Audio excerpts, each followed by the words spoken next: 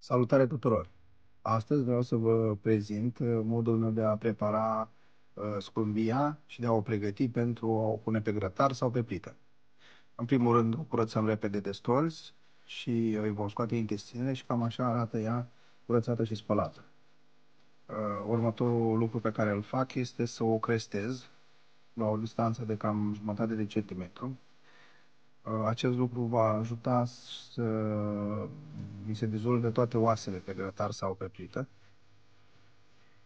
Și cam așa arată ea la final. Vom proceda la fel cu toate scurubile pe care le avem. Îi vom da apoi sare, în preferat o seară guvioasă. O lăsăm o oră, două cu sarea și pe plită plină. Vă urez poftă bună tuturor!